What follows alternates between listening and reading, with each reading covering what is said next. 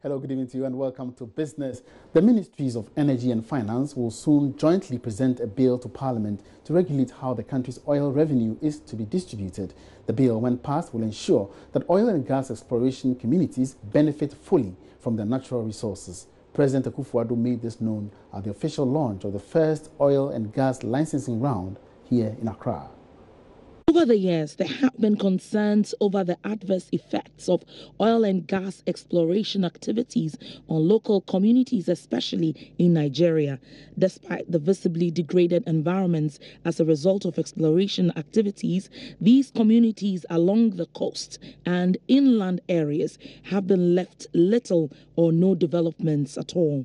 The development has generated a lot of debate from a section of the public and civil society groups about the need to have a clear-cut law on prioritizing the well-being of these communities. According to President Akufo-Addo, Ghana has received petitions to this effect and has directed the Ministries of Energy and Finance to draft a bill to be passed into law. He made the revelation in an address to officially launch the first oil and gas licensing roundtable in Accra.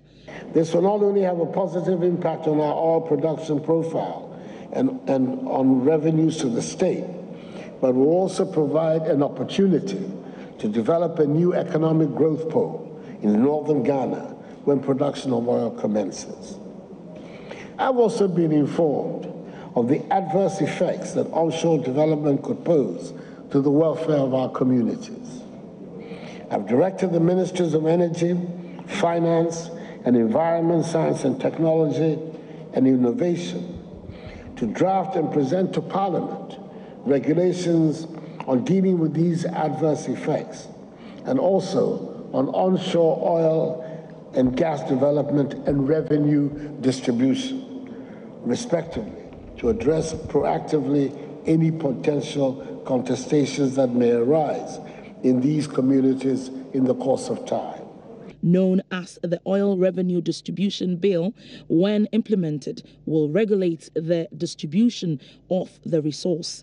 Minister of Energy Peter Amau warned potential companies against the presentation of fake and misleading documents during the bidding process. I would like to take this opportunity to assure participants in the licensing round and all the other subsequent ones that the process will be fair to all. The biddable factors which are intended to achieve the objectives of attracting competent companies include technical competence, technology transfer, revenue maximizations, environmental sustainability, and higher Ghanaian content will be evaluated on carefully designed merit point system.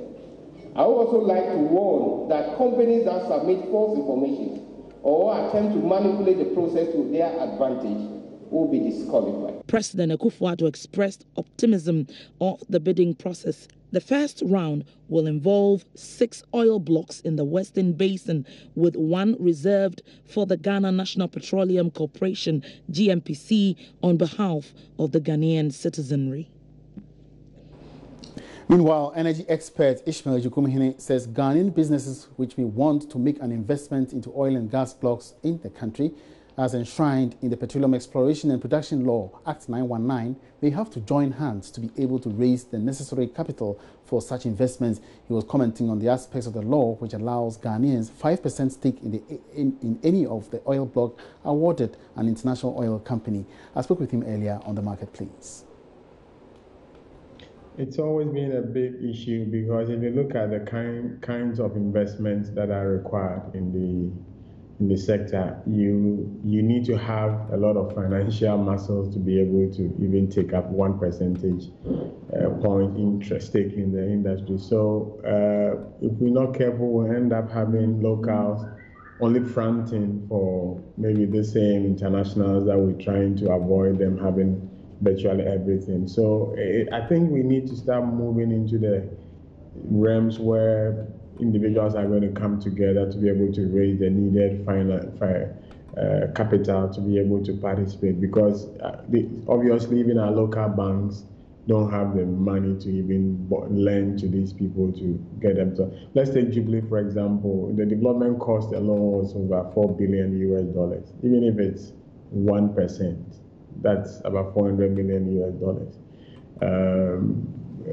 That's a lot of money for an individual. So I guess it's not just going to be Ghanaians only based in Ghana, but once you're a Ghanaian, you should be able to mobilize and be able to take part. But it's going to be a huge challenge when it comes to getting the indigenes to actually invest in the sector.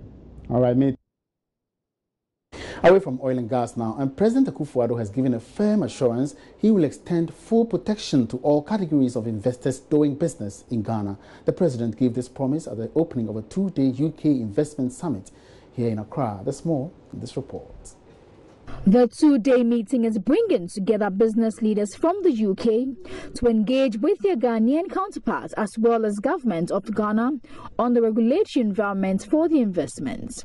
It would also offer Ghanaian firms an opportunity to engage UK regulators on how the Brexit negotiations would impact on their dealings with their counterparts in the UK. Given the keynote address, President Akufo-Addo assured that Ghana's engagement with its development partners and investors would be affected despite turning to China for some financial assistance. Prospects for Ghana and indeed Africa's development in the 21st century are immense. British participation in that development would be very welcome. And Ghana, the first sub-Saharan African nation to break free from colonial rule, is poised to play a vanguard role in the new struggle for economic development for Africa's 1.2 billion people. Ghana is ready for business. Join us. Be part of this new exciting and profitable fray. The president also was optimistic of a robust economic growth this year as a result of measures implemented in 2017. The UK Minister for Trade and Export Promotion on her part announced a £500 million investment deal led by the private firms in the UK. She later explained details of the deal and how it would work to Joy Business. Because what we have found when we do investment summits is investors want very specific projects. They want projects that they can see has the government support, has the rule of law underpinning, and they can see a time frame for delivery. So we come with specific opportunities, and those are the specific opportunities that we are showing today and tomorrow with UK investors who are considering investing in Ghana. In terms of the current situation with the UK, we have a number of companies that we back with our export finance capability, and we have a risk appetite for Ghana of £1.1 billion. UK High Commissioner to Ghana, Ian Walker, also spoke about how relations between the two countries have improved for the better. For the various speakers at the event, they were optimistic that the meeting would end with improved trade relations between Ghana and the UK. That's all we have for you by way of business tonight. Many thanks for watching. My name is Emmanuel Abuaji Wiafi. For more business, log on to myjoyonline.com/business. Have a good evening.